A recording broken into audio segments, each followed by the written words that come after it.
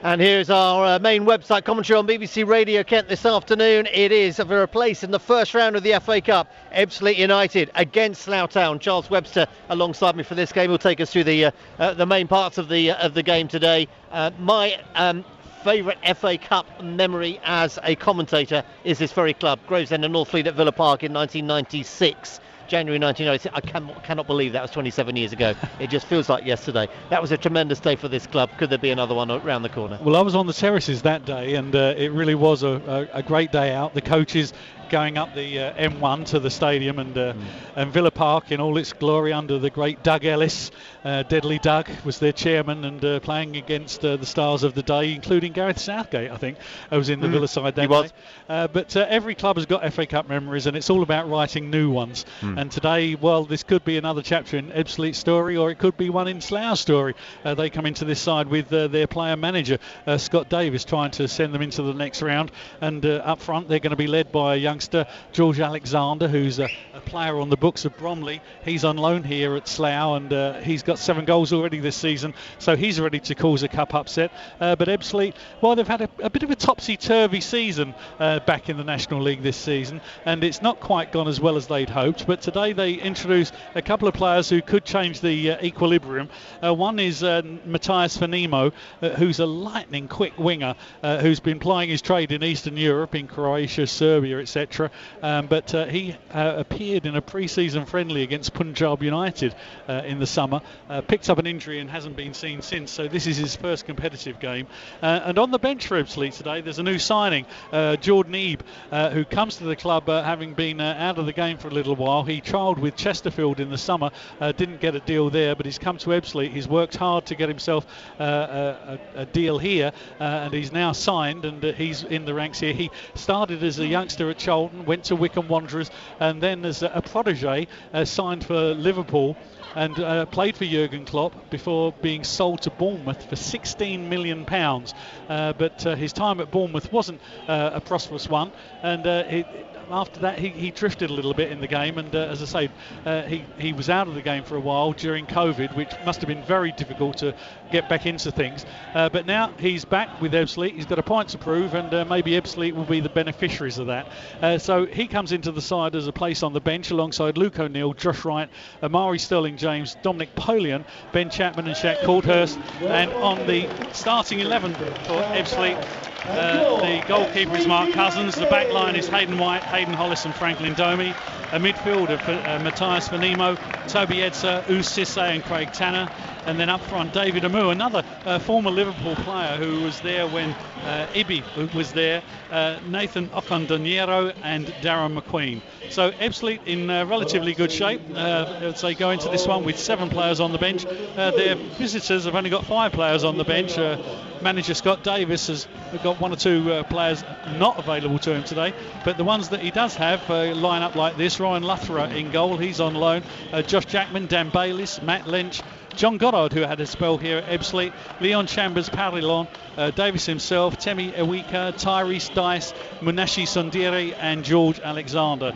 The 5 subs for Slough, the Rebels, are Nathan Minas, Tom McElroy, David Godbonner, Ryan North, the goalkeeper, and Ollie Spicer. Today's referee is Stephen Hughes, and today Slough will line up all in pale blue. They come here from the National League South. They played Ebbsfleet twice last season, and Ebbsfleet will be here in their red shirts, white shorts and red socks.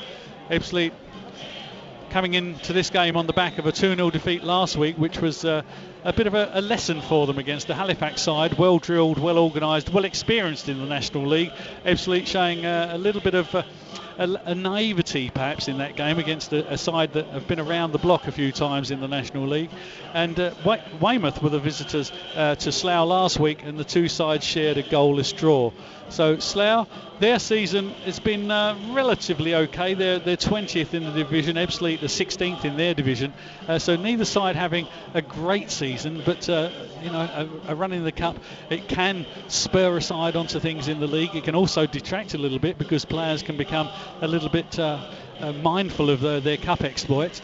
So both managers, Scott Davis and Dennis Coutry, will want to manage the outcome of this fixture in the right way. That if they lose, they don't get downhearted, and if they win, they don't get carried away. But Matt Davison, you've seen Slough already this season because you saw them, I believe, at Tunbridge, didn't you? At home to Tunbridge, and Tunbridge scored 5 goals, and they went ahead. They started well, but when they went behind, they folded. So that suggests if Ebbsfleet were to get the first goal in the game, it could be a long afternoon for them. But if they start confidently and perhaps even score early, then Ebbsfleet are the ones who are going to have a long afternoon. The start is going to be really important in this game as well. Big game for both clubs. Always great for any non-league side to get to the first round of the FA Cup. We can't wait to get started. Well, the referee, Stephen Hughes, he's getting us underway with a peep on his whistle, and it's Slough to attack the plough end, Ebbsfleet attacking the open Swanscombe end, where the Slough supporters are gathered on the far side in the far corner, and the ball played up towards the Ebbsfleet area. And already it's a break. Goddard with a shot parried away by Mark Cousins, and it's the first corner of the game after just a few seconds. Well, 20 seconds, having a shot on target. That was a really good positive start there from Slough, wasn't it? And it needed Mark Cousins. OK, it was a regulation save for him. And now we've got a Fleet injury as well. Is that Franklin Domi in front of us? Yeah, I think Domi threw himself in the line of fire to try and block the shot, but it was Cousins who eventually blocked it. And Johnny Goddard returning to the club where he spent most of the time on the injury table. And he left here, went to St Albans, and now finds himself at Slough. And he's having personally a very good season. So the corner is going to be delivered from this near side. It's going to be Matt Lynch to drill it across. And the Slough players lined up bus stop fashion on the edge of the box. And a header coming in, and it's a goal! And Slough have taken the lead straight from the corner. And that is the sort of start they wanted. Slough take the lead after just a minute of the game. And Ebbsfleet not able to defend the corner. And that was pretty terrible marking from Ebbsfleet United, and with a very, very disappointing. Great start for Slough Town with the header coming in, a little flick on at the near post into the far post. I think Dan Bayliss might be the man who scored it, but that was a terrific start from the visitors, having had that early shot, which was saved. The marking was very poor for the resultant set piece. It was Dan Bayliss who got his head on that, and it was an unchallenged header. It was the worst kind of defensive error for any team to make. And in the first minute of the game, the Ebbsfleet players now, they're lining up to take the restart, and they're looking around at each other. I think they're shell-shocked. I think Ebbsfleet might have even kicked off actually when we started, so they'll be twice in 2 minutes. But yeah, what a terrible start. Anyway. And we're going to be giving a report to radio very shortly. And the ball back with Franklin composing himself. Ebbsfleet in the Slough half for the first time in the game. They've given themselves a lot to do in this game, and the ball played through the middle, and this is a challenge and a shot coming in. It's a good one from Alexander, and Hayden Hollis didn't really deal with that, and it was taken by Cousins, who rolls it out to Edser. Edser pauses. Back to Hayden White. And Ebbsfleet, well, the game plan has probably got to be rewritten. And their season could be taking a downturn unless they can turn this around. Well, even Hayden again, White. Slough got possession, didn't they? Played the long ball there towards Alexander. And they messed it up again. again. It's forward to Alexander. It's a clearance. Cousins goes down with an injury. Foul on the keeper, which was a little generous. I think it's only really because the goalkeeper was down that they gave it. Not quite sure what happened to Cousins there. I mean, he's gone down to deal with what looks like an ankle injury, but I'm not sure that there was a contact. There wasn't a foul, I didn't think, there as well. I thought that was very generous, but good thing for Ebbsfleet it was given. Otherwise, Alexander would have had just a keeper to beat with the keeper down injured. So Ebbsfleet, 3 minutes on the clock, a goal down, and looking, well, a bit of a shambles at the back. Slough finding it all too easy to work their way through. Edser, the ball back to Hayden White. Alexander puts pressure on him, but White gets the ball forward. Odin Caniero chases back. He gives away a throw-in. On the halfway line, it's going to be a throw to Slough.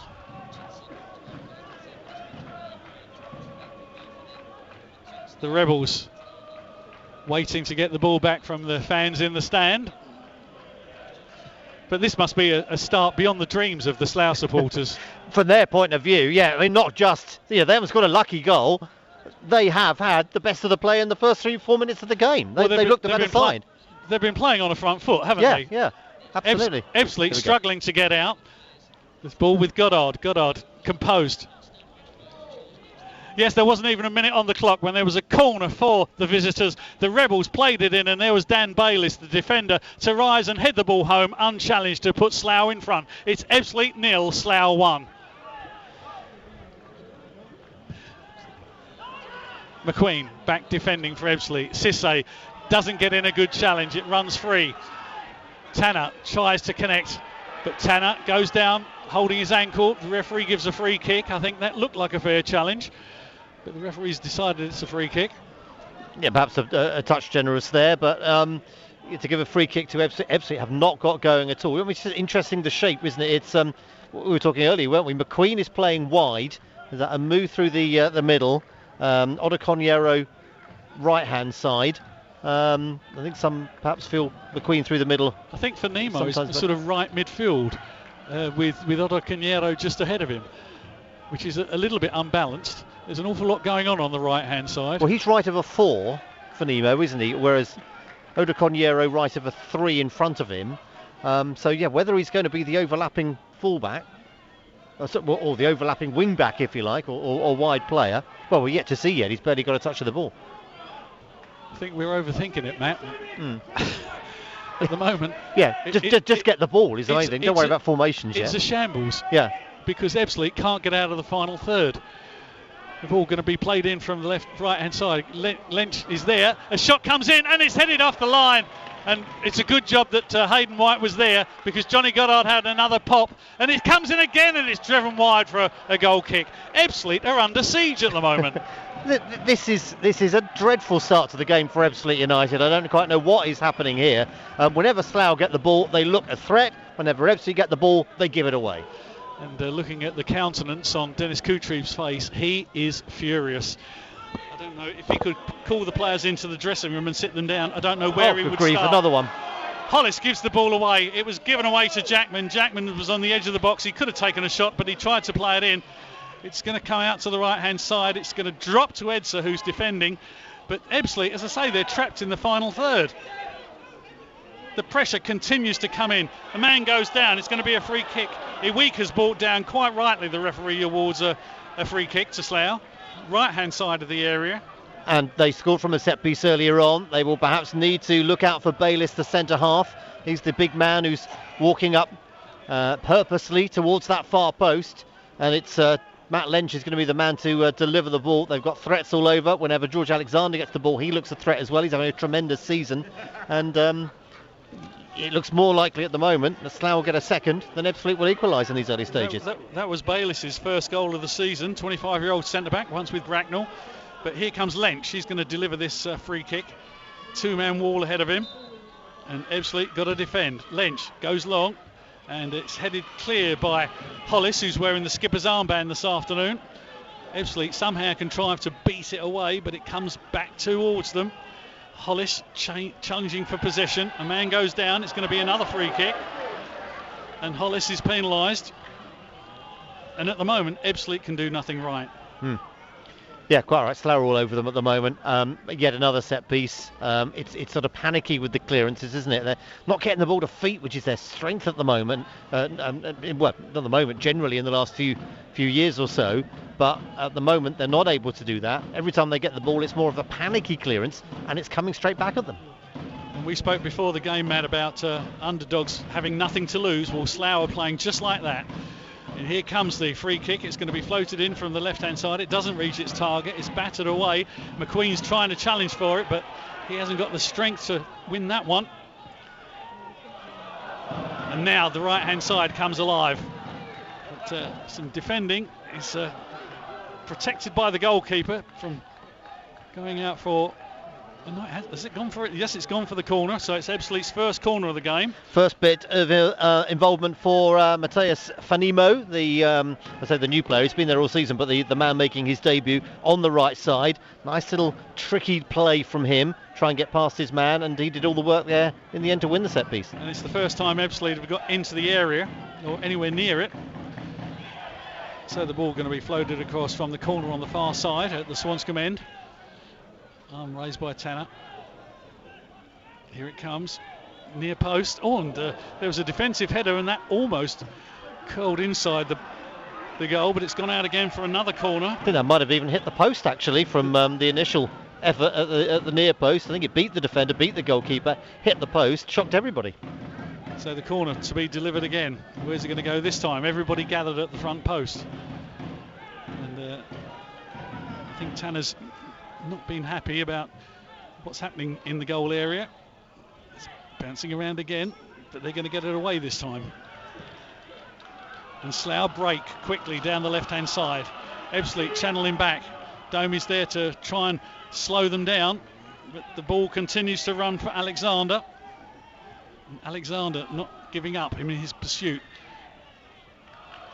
and eventually wins the throw in. So Ebbsfleet's respite was short-lived. I mean, set pieces have never been a strong point really, but there was one there. The best opportunity came from the set piece, only opportunity in the game so far. But now they've got defending to do again. And back defending was Domey, and the ball does come away to Amu. Amu's first touch isn't good. The ball runs away from him. Bayliss gets it out to the left-hand side, plays it forward. Hayden White's there to cut it out, and they drill it forward, but it's well defended at the back there. This time Slough try their luck down the right hand side with Jackman. Jackman skies it across to his manager Scott Davis, who's playing at centre back today, sometimes turns up in midfield. Oh, Ebbsfleet giving the ball away cheaply. You can't do that. Fanimo obviously rusty, having not got game time since we first saw him in the pre-season friendly, the first one at Punjab United. Johnny Goddard running things a little bit in the midfield at the moment, isn't he? He's looking very dangerous, but Fleet back in the attack. Darren McQueen, oh God, he's escaped that challenge. He's in the area now. Ball comes across, oh, and it just gets away from Tanner. There's a good intervention there by Lynch. And Ebbsfleet not seeing the breaks at the moment. He's following some of the other FA Cup scores today. Sheppey have gone ahead, away to Billericay, never been in the first round before. Here's Domey. 1-0 up. Domey out to McQueen. McQueen on the left-hand side to Domey. Domey overlaps, and a good tackle there from Davis. Sends the ball out for the third Ebbsfleet corner of the game. Yeah, they're doing a little bit better now, aren't they? Pace on the flanks, and that's what's frightening Slough at the moment. Slough can't cope with that, and the only way that they tried to stop Darryl McQueen just now was to go in fairly heftily on him. He jumped the challenge, thankfully for him, and kept the run going, and that's what's led to this corner. Fanimo obviously trying to get into the game after missing so much of the season. He's on the edge of the box to receive this one. It's going to be Tanner again. Goes far post, and there's Hayden Hollis to head it back towards goal. It's cleared away. Chambers Powell is the man to do it. Tanner again with the throw. It was certainly a torrid 10 minutes for Ebbsfleet. The game's settling down a little bit now. They're playing more of the game in the visitors' half, but they're giving the ball away a little bit too easily. Free kick there, given to Slough deep inside their own half, perhaps looking a touch soft, but they're finding their shape and their confidence a little bit now, aren't they, Ebbsfleet United? As I say, down the flanks a bit. They've had the set pieces. They've just got to get an equaliser, because I don't think Slough will be able to keep this up, this sort of intense start to the game that they have for the first few minutes. Well, Ebbsfleet being the full-time team, they should have more gas in their tank than Slough, but Slough are driven by the fact they've got a goal lead against a side that are looking short on confidence, I think, Matt, at the moment. Yeah. Oh well, yeah, they are. I mean, they're absolutely showing as if they're a side who've lost a few games in the league recently. Obviously, last week they've beaten by Halifax, had the Boreham Wood, the only win in the last 6 weeks or so the Boreham Wood victory here. But defeat today would be a different matter, I think. Domi will take the throw eventually on the halfway line. Picks out Odenconero, rolls over his thigh. Cleared away downfield by goal scorer Dan Bayliss. And McQueen just about keeps it in. Edser is doing well, fighting to keep possession, but the ball eventually runs away from him. Slough working the ball down the right flank. It's Alexander who picks it up. Alexander looking so nimble and lively. Yeah, he's a young striker with a big future ahead of him. Bromley are very lucky to have him. Of course, Alexander's family will know all about the FA Cup. Wasn't George Alexander in the Millwall side that got to the final in '04? It's a notable name in Kent and South East London football folklore. The ball drilled across field. They're looking for Jackman, but McQueen's there. Gets in ahead of Jackman. Ball in the hands of Dennis Kutrib. He's keeping hold of it for a little while. I think he just wants to calm the game down just a little bit, and just to have a couple of minutes at the same time, just give a couple of instructions to the two players nearer to him. But at the moment, say, Slough back in possession with that throw, although not for long. Cisse with a defensive header. The ball goes across field where Slough eventually work it back to Davis. Out to their left-hand side. And Ebbsfleet's defending is effective but uncertain. Tanner plays the ball to Domi. Domi cuts inside, gets away from Jackman. He's got McQueen out to his left. Alexander's tearing back to try and cover him. McQueen to Cisse. Cisse pirouettes. Hollis. Hollis in the shadows of the main stand, calling players towards him to make themselves available. Hollis decides to go long. He's looking for Odenconero, but that's not going to be picked up by the youngster. Back to Hollis, but in front of him is Cisse. Edser picks the ball up in midfield, and Domi sprays it across to Hayden White. White. Nemo is left unused on the right hand side, but he's picked up now. Tanner very much in the same mould as Johnny Goddard, but Goddard probably so far today having a bit more influence. Nemo cuts inside, goes outside. Is he offside? No, he's not. No, it looked like he was, but he found his man on the right hand side and is now still involved in the attack. Alexander picks up the ball as it's cleared downfield, gets it again. Alexander, his touch is good, but this time he tried to play it off to Jackman and they didn't read each other's plans. Yeah, but it's straight out of play in the end, didn't he? Ebbsfleet get it back with a throw on the halfway line. Interesting how Ebbsfleet lining up, and some of the players they left out today. Josh Wright, who's first time he's been left out of a starting lineup this season. Obviously got Polian on the bench, who's been out injured for a little while. Got Luke O'Neill not involved, who normally has been. So maybe that's one of the reasons for Ebbsfleet's slow start, the fact that these three don't normally play together. Odenconero back to goal on the edge of the box. He's not got a lot of help there, but eventually finds Nemo. Oh, Nemo, nice run. Edser over the bar. That was a good run by Nemo. Edser leaning back. And the ball ends up with the supporters behind the goal.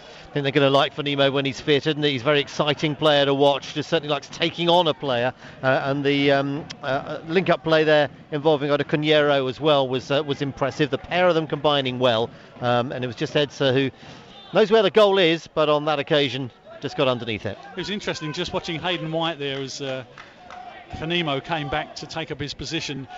Hayden White was almost signalling with his hand, stay forward, get into those positions. Challenging header from Edser was unsuccessful against Lynch. Hollis. Skipper's armband. A big defender. Forward to Tanner. Now Domi. Domi a quick ball to McQueen, but it doesn't get back to Domi. Sandiri performing an anchor role in midfield for Slough. But the ball now with McQueen on the left-hand side. It's got Domi available, uses him. Tanner's there now, but it goes inside to Cisse. Cisse has got the man free on the right-hand side. The ball comes back to him. And Slough channeling everybody back apart from Alexander. Cisse. Ebbsfleet have got to pick the lock now. Here's Hayden White. Now Cisse. Pushing Slough further back, but Slough are keeping their shape. Cisse. Tries a longer ball to McQueen on the left-hand side. Takes it down well. Good touch by McQueen. McQueen trying to get past Jackman.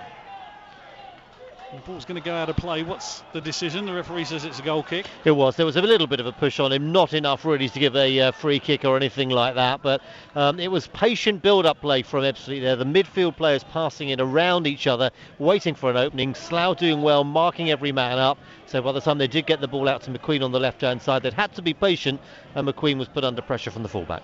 Interesting, George Alexander having a chat with the referee's assistant. I'm not sure what he's mentioning, whether he's got a gripe or not seen anything untoward where he's been the victim. Oh, nice touch by Goddard, but Alexander can't capitalise on it. It's back to Cousins. Cousins to Hayden White. Hayden White, he gets away with that one. But it's impressive play from George Alexander of Slough Town, the man from Bromley. He's pushing and he's pressing everybody. For Nemo, look at him go. When he turns on those afterburners, he really does get on a lick. Edsa. Nice ball to Domi across field. Domi, he's got McQueen available, but he's going to go inside. 3 men around him. Eventually he's unloaded. And back comes Slough. Lynch. Cisse tries to keep up with him.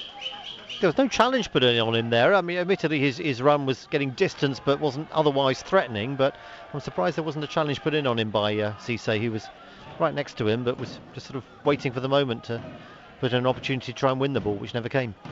Ebbsfleet with men back, trying to stop the cross coming in, but it still manages to come in. Oh, there was a bit of a collision there between Cousins and Hollis, but luckily Cousins was able to stretch out and pick the ball up.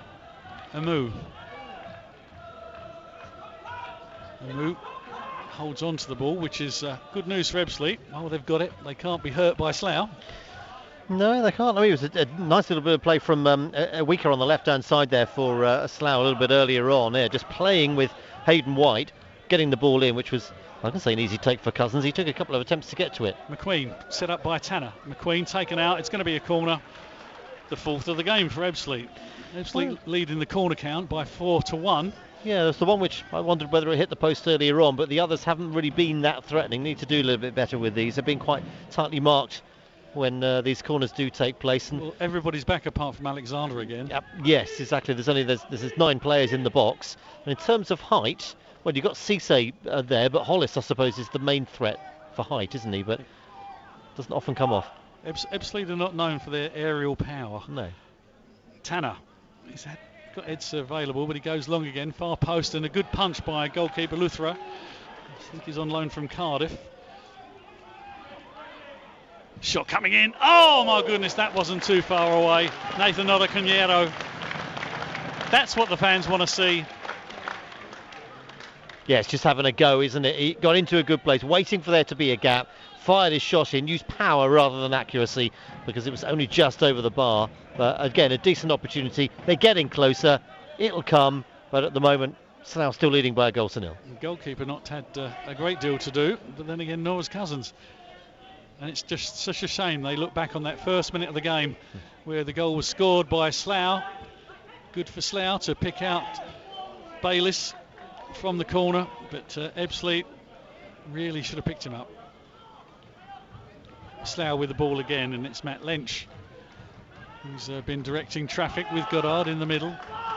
Back with Davis. He must be a very happy Slough manager at the moment. Gets the ball out to Goddard, but Goddard can't bring it down. Player managers rare in the game now, aren't they?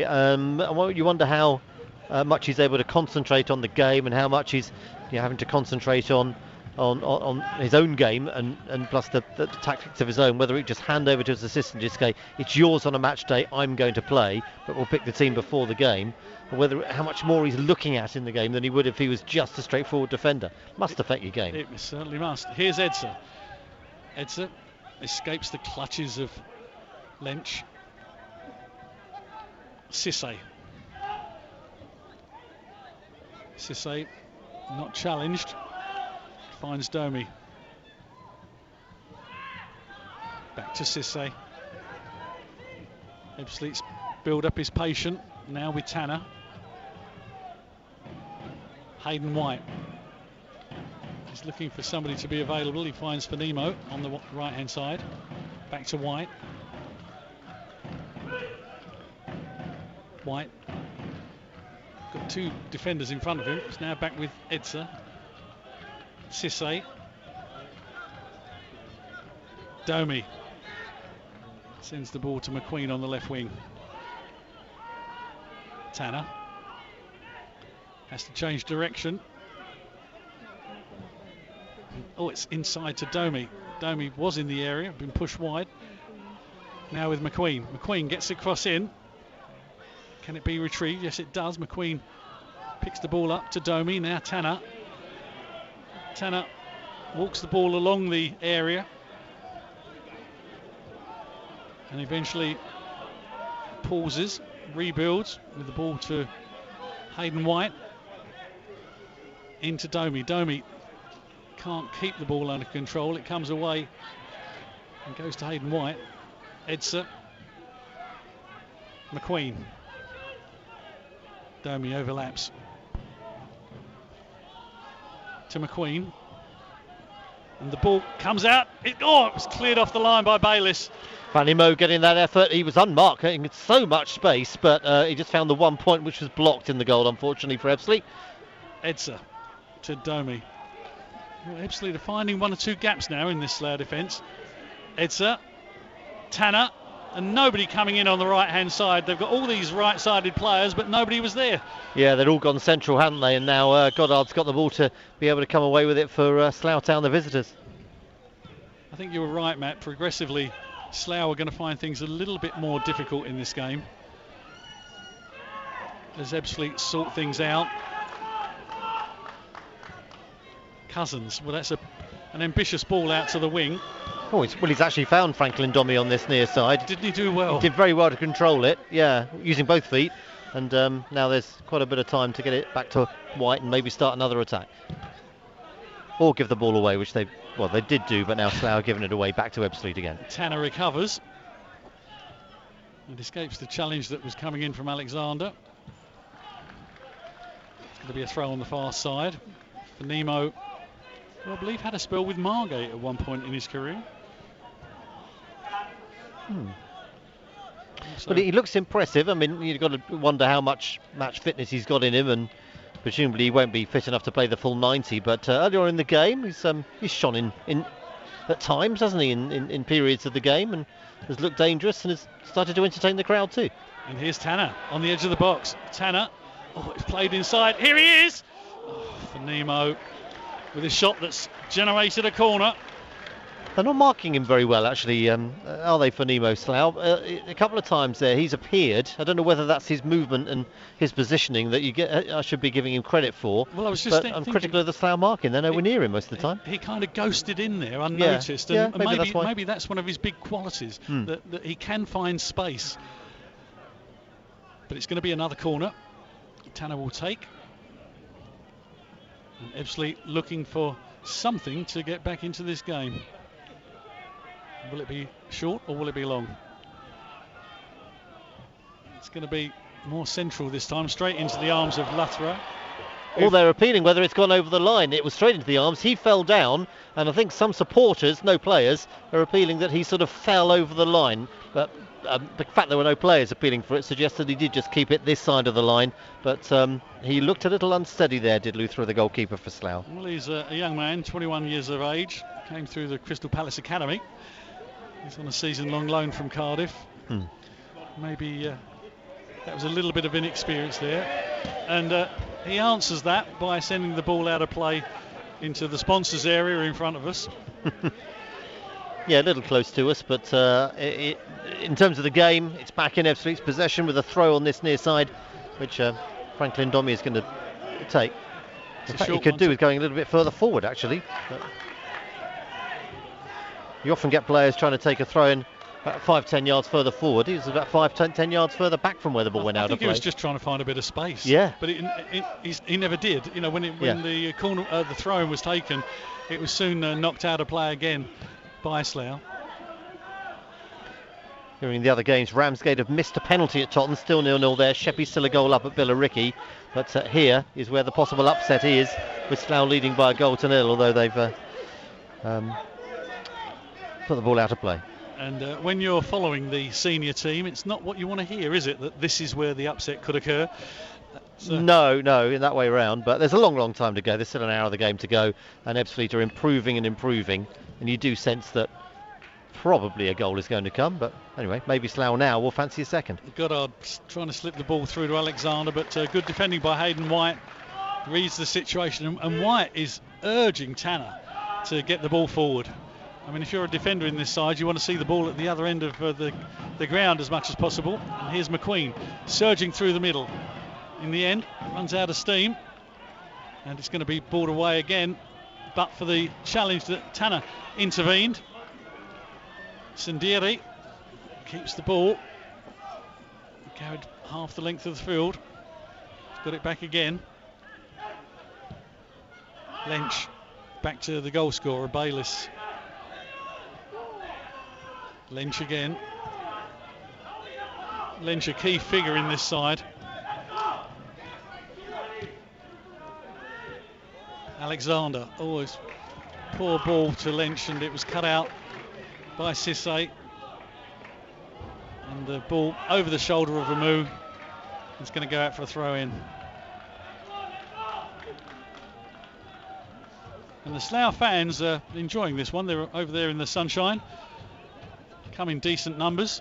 They've got their black and amber scarves out. This is their change strip of pale blue. Quite a bizarre incident in the Gillingham game, by the way, today, that the caretaker manager, Keith Millen, has been sent off for a foul on a Walsall player. But he's the manager. I'd like to see that at some point later today, I think. Well, I'm sure we'll find all about that from Ben Watts. Darren McQueen playing with Domi inside to Cisse. Edser. Hayden White to Fanimo. Fanimo, nice ball, but can White get to it? Yes, he can, and he gets Ebbsfleet's sixth corner of the game.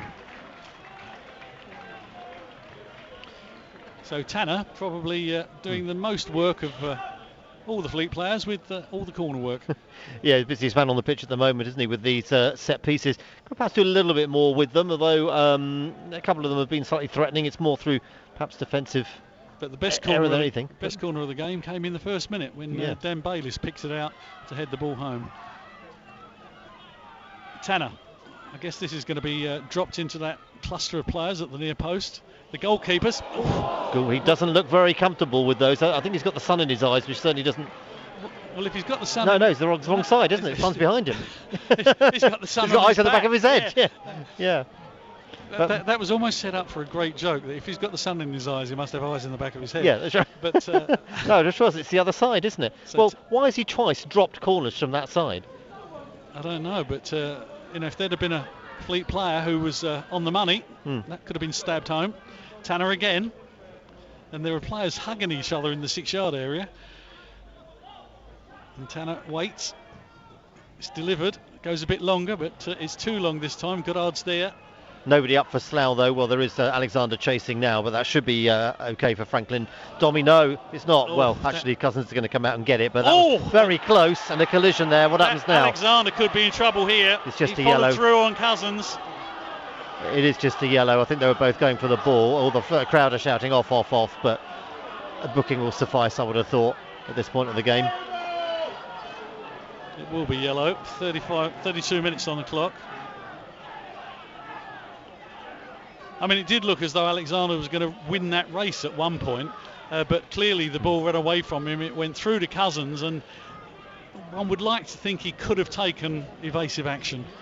Well, I think it was Domi who'd gone over, hadn't he, to defend, and Domi should have been the favourite. And then Alexander, then for a brief spell, became the favourite to win the second ball. Cousins had to sprint out of his goal. Cousins did make a connection. The pair collided. It was a foul by Alexander. He's the first player in the book, and Ebbsfleet back in possession with a deep free kick.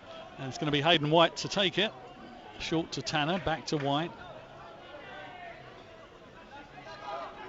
Bromley 3 up in their game in the Cup, so they look like they're going through to the first round of the competition. They're in a terrific vein of form at the moment. Absolutely. Yeah, I mean, they got in the playoffs last year. Chesterfield looking the favourites for the National League, but not many teams playing as well as them in the National League at the moment. And ironically, Bromley signed a Wildstone player, I think, this week, didn't they? Transferred them to... Did they? Okay, missed that. Hayes Lane. Wildstone in the same division as Bromley, of course. And Wildstone beating Ebbsfleet a few weeks ago on their own patch. Here's Cisse to McQueen. McQueen, short ball to Domi. Domi kept out wide by Jackman. Cisse putting Edser in a bit of bother. Hollis sends the ball out wide to the right hand side.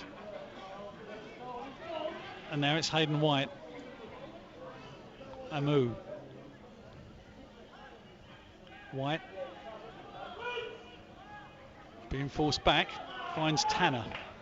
Once again, 9 men back defending for Slough. It's going to be like that for a lot of the game unless Ebbsfleet do get an equaliser. They're getting deeper and deeper, and this is exactly the right thing for Scott Davis's side to do. And Ebbsfleet just having to wait to see when players are available. They're not often available. Might be one now if Cisse can find him on that right-hand side. But Ebbsfleet are just going to have to be patient and break down a rather stubborn Slough defence. Fanimo turns into the area. Still got possession to Tanner. Now Hayden White. White still got the ball back to Tanner. Amu, goes to the right, and it's Domi on the left. Now McQueen. McQueen past Jackman, and the ball comes across again. And how many times have we seen the ball played across and nobody coming in from the right hand side? Yeah, as you said, they've got so many players there. Just needs one to just hang around there on the corner of the penalty area, get hold of those loose balls. There are a lot of them. Edser to Domi. Oh, Domi slips, recovers, sends it to McQueen, and a good cross into the box. It was Fanimo operating on the left hand side.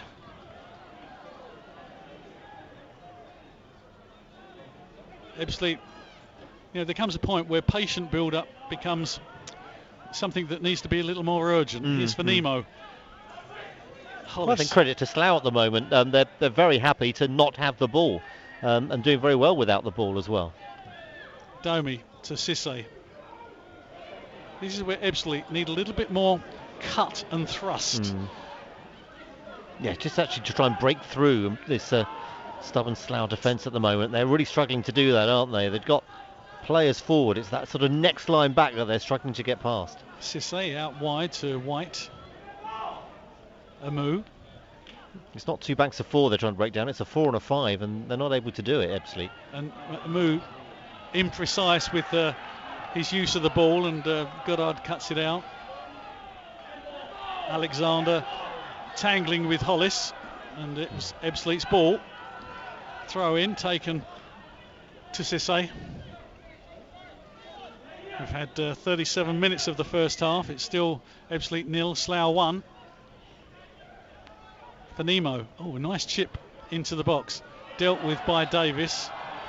Davis goes down, and he applauds the referee and then rallies his supporters behind the goal with 2 fist pumps for winning a foul. Yeah, the Slough fans just in that right-hand side of the uncovered end over on the left-hand side from where we're looking at it. They're the ones being heard at the moment. They may well do as well. They're a goal up, but they're having to defend, and defend they are. And Slough leading Ebbsfleet by a goal to 0 in this game, because Ebbsfleet just cannot break down a deep Slough side at the moment. So the goalkeeper, Rohan Luthra, takes the kick, and play resumes with a free kick committed by Ebbsfleet in the centre circle. A little bit of defending to do. We haven't seen Slough from attacking perspective other than an Ebbsfleet mistake so far in the last few minutes or so. This is interesting. Have a go. And certainly A bit ambitious from the manager. In the last half an hour, Ebbsfleet have looked a little bit more composed, shall we say, than they did in the opening 10 minutes. Composed, definitely, yeah, but effective, not necessarily, because although they're keeping possession for a long time and it will eventually come, they are being frustrated by Slough at the moment. I suppose the stages are you start with composed and you moved on to progressive and threatening. Yes, getting to this stage first, getting control of the game again. Well, just getting into the game and getting control of it is another matter. There are some players there who seem very nervous when they're out there, aren't they? Not keeping possession, not doing even the simple things right. Here's Dice breaking down the left-hand side for Slough. It's a good run. And a challenge there coming in. It came off Dice last, the Slough player, so a goal kick to Ebbsfleet United. Good work there from Hayden White, the right-hand side of the three. Ebbsfleet back in possession with the goal kick. I've got to say that was very good refereeing by Mr. Hughes, because he tracked those two players back and he was within 10 yards of that to make a good decision. He was close enough. Domi. This is where Ebbsfleet could spring it forward quicker. There's pace up there, isn't there? You can do that. You can play it over the top, because Scott Davis isn't going to be the quickest, is he? He's the manager. He's towards the end of his playing career. Well, Amu may not be the fastest, but when you've got players like Fanimo and McQueen and Odon Cunero, yeah, they're all quick, aren't they? Put the ball over the back and see what happens. Here comes Hollis. Out wide to Domi on the left. Domi. It's easy for us to say up here, Matt, isn't it? Tanner onto Domi, but there's a challenge coming in. Josh Wright not in the 11 today. Would if he was out there, would it be different? I suppose he is the sort of composure player there in the centre, isn't he? But would he have a ball that would perhaps unlock a defence, maybe? Was he more defensive, maybe? It's hard to say. A free kick awarded against Ebbsfleet there. It's hard to say whether any of the players that Ebbsfleet have got on the bench would be making a material difference at this stage. I mean, even Dominic Polion, who, as we know, has been out injured and is gradually finding his way back. He's got 7 goals this season, but what would he be doing with the build-up that Ebbsfleet are showing so far today? Yeah, he wouldn't get the service today, would he? Yeah, it's a lot of possession for Ebbsfleet at the moment, but no service, and Slough defending their 1-goal lead well. You feel you want to see Ebbsfleet pull Slough around, but they're not. Slough are not being pulled around. They're holding their position fantastically. The ground is getting quiet. The fans are getting frustrated, aren't they? Well, there's very little to cheer about at the moment. No. Ball out to Hayden White. Amu. Amu back to Edsa. Edsa cuts inside, looks up, finds Domi. It's a little hard. I think he was hoping Darren McQueen might make a run on that left-hand side, but he didn't. And although there was another player went to try and get that loose ball, the ball had been lost by that stage, and Slough now back in possession, having it. I think it's even a free kick, actually, isn't it, down by the byline there.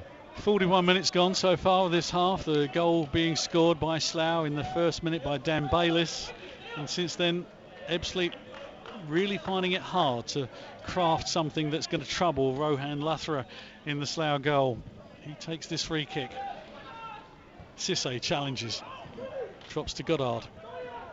Goddard works it back to Bayliss. Out to Dice. Bayliss again. Bayliss, a tall lad. Well, he was the goal scorer. He's the one who wasn't really picked up in that second minute of the game, but he can deliver a long ball forward as well, can't he, obviously? I bet he couldn't believe his luck when the ball arrived at him in that opening minute. And then there was an early shot, wasn't there, from Alexander, which the keeper saved, which led to the corner, which led to the goal. And then straight after that, there was another good opportunity with a shot at goal, which Mark Cousins had to save. It's ironic that Ebbsfleet have had 7 corners. Slough have had 1, and that's delivered the decisive goal. Absolutely, yeah. Clinical with theirs, and Ebbsfleet not able to do anything with their set pieces, and it's Has that been a problem at the club for a little while, not scoring enough goals from set pieces? Well, they were doing well with corners recently, but the ball running through for Loughborough to pick up. A couple of FA Cup goals just to keep you in touch with those. Billericay Sheppey is now 1-1. Billericay have equalised his Frankie Merrifield. Cray Valley only once into the first round. They're 2-1 down to Enfield now. And Totton Ramsgate 0-0, but Joe Taylor has missed a penalty in that game, the second highest scorer in the FA Cup this season with 8, but not able to add to that from the spot. Well, this is Ebbsfleet's first crack at the FA Cup this season, and so far they got nobody with an FA Cup goal. Sisse to Domi. Well, last year Ebbsfleet played very well against Fleetwood in the FA Cup first round. Touch unlucky to lose that game, and they were hoping for another opportunity, weren't they, this year? They played very well against Halifax in the round before.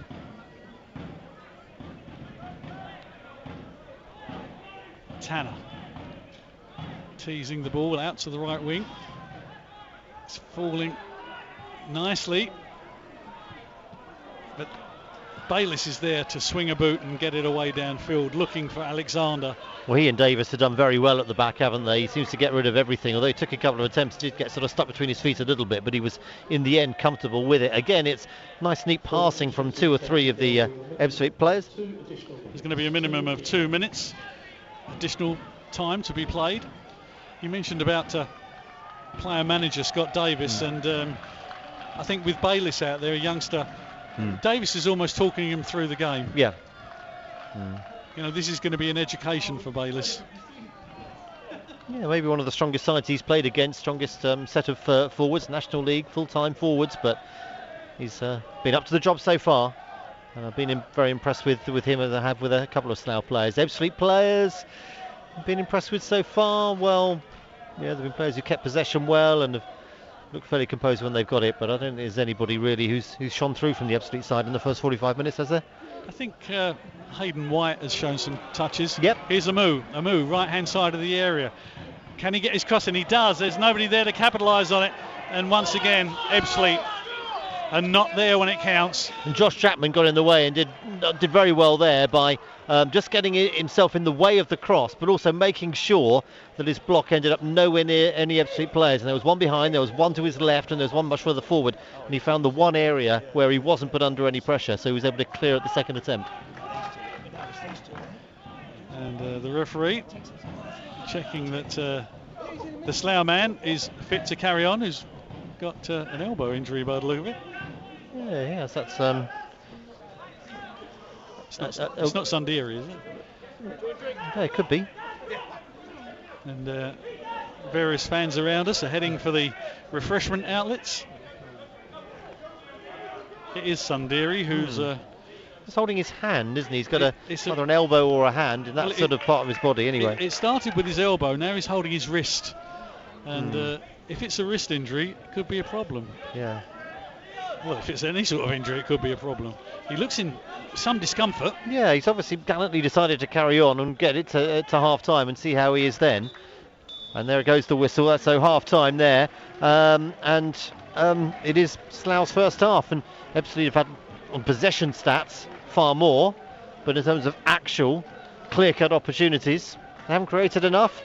And Slough with that second-minute goal, the difference between the two sides, isn't it? Well, there's something missing in the Ebbsfleet play at the moment. It's not quite clicking, but clearly you can see there have been half a dozen chances where the ball has run free in the area and there hasn't been a man on the spot to take advantage of it. If they can sort that out, then maybe the second half could be a different story. But the tale of the first half is Ebbsfleet with 7 corners and really no threat on goalkeeper Ryan Loughborough, and at the other end 1 corner recorded for Slough, and they scored from it in the opening minute through Dan Bayliss. That's the story of the first half. We'll be back with the story of the second in about 15 minutes, but until then I hand you back to Matt Davison. And And here at the Stonebridge Road, one of our FA Cup ties today, Ebbsfleet United are trailing by 1-0 to Slough Town. Two teams are now back out on the pitch, ready to start for the second half, and so now the third team involved, the team of officials, referee with the ball, which is all important. In fact, there already is a ball on the centre spot, so he doesn't need that one. And we are about to start, and Ebbsfleet, something has to change. I wonder whether we will see the introduction of Jordan Ide maybe in this second half. The former Liverpool and Bournemouth player who has been announced as a signing. Oh, there is a sub, I see. Charles will tell us about that. Amari Sterling-James is on, and Fanny Moe, well, there's the answer, how fit he is, 45 minutes worth of fitness, unless this is tactical. Yes, and for Nemo, we thought he was going to do a swift cameo appearance and then make way for somebody else, because he's not played this season. He appeared in a pre-season friendly against Punjab right in the first pre-season friendly of the season, and since then he's been injured. He's not been involved, so he has done his shift for the afternoon, and Amari Sterling-James replaces him in an Ebbsfleet side of Mark Cousins, Usise, Craig Tanner, Darren McQueen, Franklin Domi, Toby Edser, Nathan Odokanyero, Hayden White, David Amu and Hayden Hollis. And it's Ebbsfleet on the attack. They're a goal behind, conceding in the first minute. A corner taken, and Dan Bayliss scored with an unchallenged header. And Ebbsfleet in their red shirts, white shorts, red socks, attacking the plough end in the second half in the sunshine here at Stonebridge Road. Shadows of the main stand lengthening across the pitch. And Slough player manager Scott Davis must be very happy with the way his side are playing this afternoon. Early goal and then defending stoutly in a well organised system. Well, I imagine he's fairly happy with the way he's played as well. He and Bayliss at the back have done very well to stop Ebbsfleet with anything going forward. They might even get a second now. Alexander going through, the Bromley man on loan, goes down in the box. The referee says no penalty. Well, if that's no penalty, surely it's simulation. I don't know, a move like that. There is a grey area between the two. It is possible to, suppose, go down and just be tripped without there being a foul, but that was a foul by Davis. Yeah, that one was, and that's going to be a free kick to Ebbsfleet, which they're going to take quickly. Sterling-James on the ball. He's trying to get the ball into the 6-yard. Oh, and he does. It's going to be another Fleet corner. It'll be their 8th of the game. Didn't initially see the direction that was going in, that clearance from Bayliss, but he did get an important foot in to stop that going towards goal and put it out for another Ebbsfleet corner. They need to be better than they were in the first half too. I think the point you made at the beginning of the game, Matt, about Slough may find it harder and harder to keep Ebbsfleet out the longer the game goes on, is going to prove to be true. Well, fitness-wise as well, and also from the one Slough game I've seen this season, they folded when they conceded and went behind, or their heads dropped. Will that happen today? Well, we may well find out if Ebbsfleet score. Tanner gets the ball in, and the goalkeeper's dropped it again. It's gone in! It's been fumbled in. Has it been awarded? Has the goal been awarded? I think it has been awarded. Hollis was the last Ebbsfleet player to get a touch, but I wonder if Bayliss might actually be the last player to get a touch. And while Slough scored in the first 2 minutes of the first half, Ebbsfleet have scored in the first 2 minutes of the second half. The goalkeeper is looking uncomfortable at these set pieces. On that occasion, he barely got a connection at all, and it bobbled around, and in the back of the net it goes. One apiece. Well, that must have been at least, what, the third minute?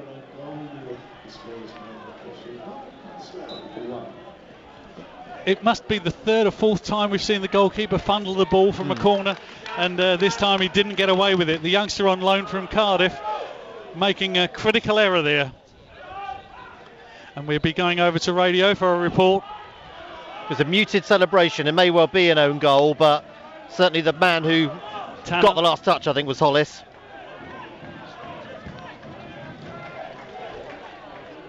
Here comes Domi. Domi out to McQueen.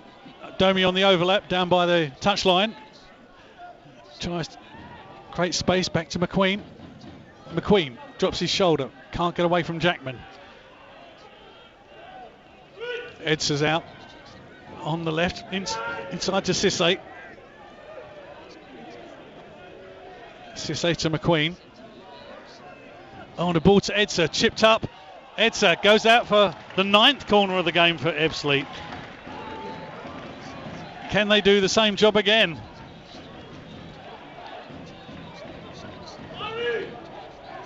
It's a good question, Ben, because on 48 minutes the ball was in the back of the net. It was a fumble by goalkeeper Ryan Luthra, and we don't know if it was Hayden Hollis who got the last touch or possibly an own goal by Dan Bayliss, the scorer of Slough's opening goal. But now here at Stonebridge Road, it's Ebbsfleet 1, Slough 1.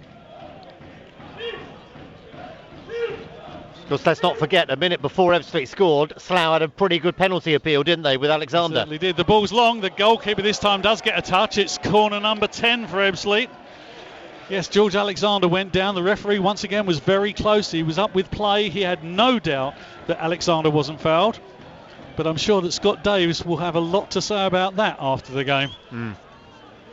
Now it's another corner from this main stand side of the ground for Craig Tanner. And the goalkeeper does have the sun in his eyes this time, Matt. As the ball comes across, it doesn't reach the goalkeeper. It goes long, and it's gone out for a goal kick. You might just about be in shadow for some of it, but you just sort of see from the top of his head, he's sort of looking at the top of the stand as that ball comes in. But even when he's not facing the sun, he's struggling with those set pieces, and that seems a basic thing for a keeper normally to do. He's on loan from Cardiff, and I'm quite surprised he's finding that so hard. Well, as you say, in the first half, he had the sun at his back and he was still fumbling the ball. And so it's maybe a question of positioning. But he takes the goal kick cleanly onto the head of Hollis. Forward to Amu. Oh, and it's through. And this is a run for Odakanyero. Oh, great save by the goalkeeper. He does his job there. Oh, yeah, he could do that bit fine. Yeah, and he did well there. Amu with a one-on-one. You never really had the conviction, I didn't feel, Amu, when he came through there, that he was going to actually score. But I can't, unless I'm going to be corrected now, I was going to say I can't see Slough coming back and going into the lead again. Johnny Goddard trying to work his magic up the other end. But Ebbsfleet certainly with a spring in their step now. Amu picks the ball up near the halfway line. He goes down. The referee says that's a free kick to Ebbsfleet. Now things are not going Slough's way all the time. Ebbsfleet getting the decisions. It's amazing. Was it Arlie Palmer who said the harder I work, the luckier I get? Well, that's it, isn't it? Yeah, they're getting both the decisions now, but also it's coming off as well. There's more belief, and Slough are going to have to play differently now. And Sterling James taken out there by Dice. The referee ignoring that. Yeah, I thought there was a case there for a free kick, but Ebbsfleet still in possession. With Hollis out to Domi. McQueen making himself available, but Domi goes inside to Hollis. Tanner can go one more. He does to White. White has got Sterling James as an option, but no, he goes left hand side, but there's nobody there. No, it's a disappointing cross from him, really. There were players deeper than that, but there wasn't anyone at the far post. McQueen did well to try and retrieve that, but he couldn't quite connect. And now it's Munishi Sandire. Goes long, looking for Alexander, but now we're seeing some space from some pace from Hayden White. He does well to beat Alexander's possession. Good defending by White. Now Amu. Ebbsfleet, certainly the confidence, you can see it surging back. And maybe your point about when they concede, Slough start to lose their belief. Oh, McQueen with the ball next time, please. Well, if you'd given them 1-1 at the start of the game, they'd have been absolutely delighted. It's whether they still stick 11 men behind the ball, 10 men behind the ball, or whether they play differently now they've conceded. I don't think replay is be something they would have loved to have come and got. Sterling James teasing Goddard, goes inside, finds Cisse. Cisse out to Domi on the left-hand side. Domi inside the area. Can he pull the trigger? He does. It takes a deflection. The goalkeeper's there and watches it go out for a goal kick. I don't think Slough are going to be that ambitious. No, exactly. They'll stick as long as they go as long as possible and hold out for a replay. But they're not going to be able to, I don't think. I think Ebbsfleet now have got the belief that there's a little bit more purpose, there's a bit more creativity as well to some of their build-up play too. And it's a different Ebbsfleet already to the team that played in the first half. I also think there's a big mental thing here that when you're a goal up as they were, it's a lot easier to play the game. When Ebbsfleet have come back into the game and they're resurgent, the concentration levels they need to hold on to what they've got is a lot harder. Oh, and the ball here falling to Sterling James. He does well to drop his shoulder. He's trying to get away from Dice. What marvellous play. And that is going to be a free kick. and Dice was lucky to get away with the foul on him earlier. He's going to get a card. Not before time.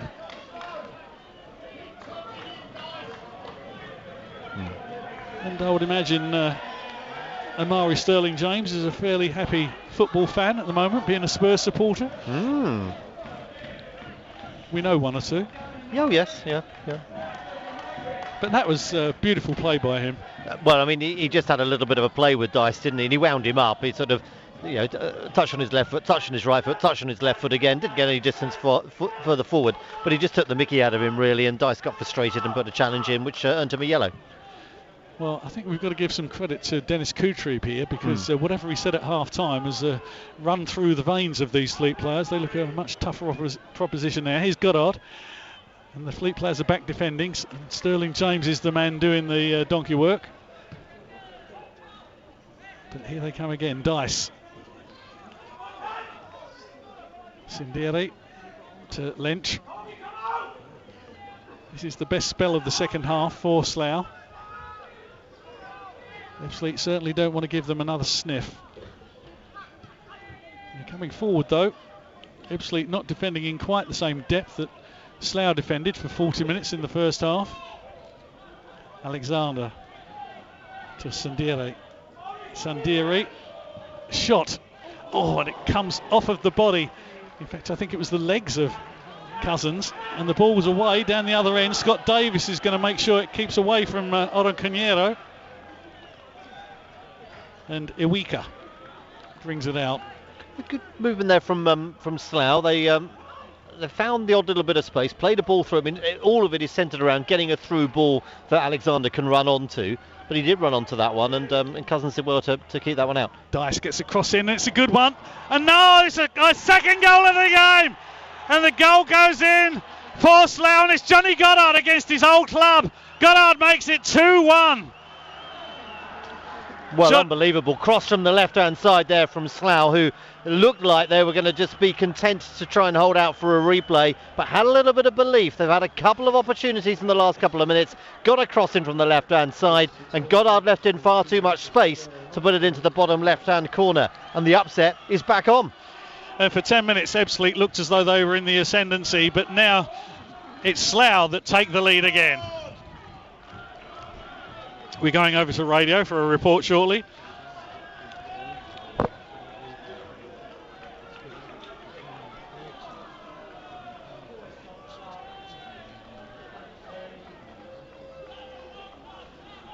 And the players regroup. They're coming back for the restart. Craig Tanner's complaining to the referee about something. I don't think there was anything wrong in the build-up to that goal.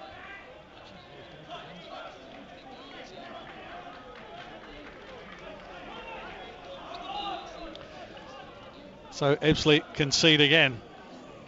2 goals for Slough, 1 for the Fleet.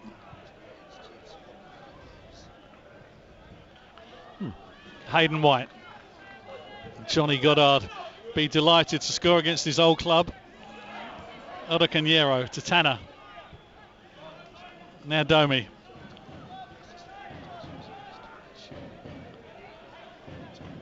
McQueen to Cisse. Edser. White. He's got Sterling-James spare on his right hand side, but he goes into Cisse.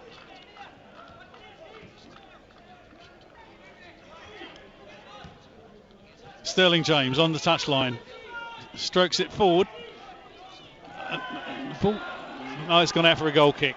Oh, I'm sure that did go out initially, but he might have been given for a push anyway. But anyway, Slough back in possession. In fact, yes, it is a goal kick. Yeah. Well, it sounds like Gillingham's struggling. They were 2 down at half-time. Then they conceded a third. They've just got one back through Macaulay Bonn. But they're 3-1 down in their game. Here in Dover also goal down against Eastleigh as well. Rowan Lutherer, the goalkeeper, after his fumble led to the Ebbsfleet goal.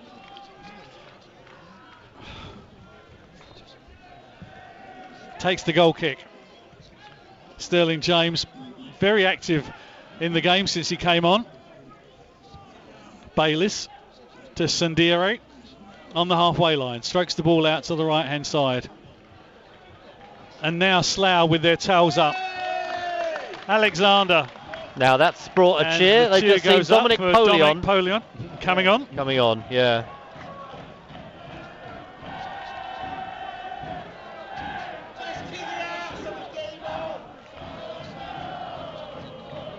Here's Hayden White to Cisse.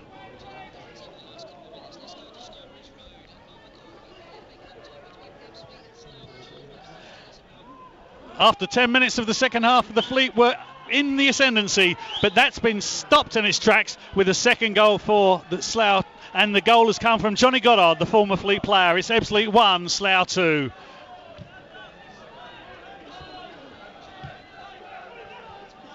Alden Caniero leaves it to Tanner. Tanner plays it through. It was too hard, too heavy.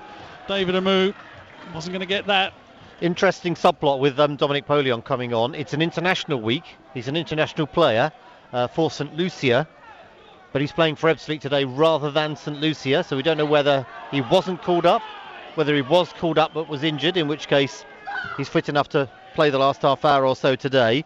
But that's an interesting question to answer, that one. Well, I guess that you'll be speaking to Dennis Kutrib after the game. Here's Toby Edser. Oh, and it's a good through ball for Darren McQueen. McQueen plays it across. It hits the post. Oh, my, the goalkeeper got a touch to it. It's gone for the 11th Fleet corner of the game. I wondered there whether McQueen was actually trying to cross it to Odon Quinero at the far post, because it was unusual to go for the near post. As it happened, it nearly came off. And we're seeing the substitution now, and it's going to be David Amu to come off. And it's going to be Dominic Polion, the 7-goal scorer for Ebbsfleet. On 61 minutes, he gets a rapturous applause.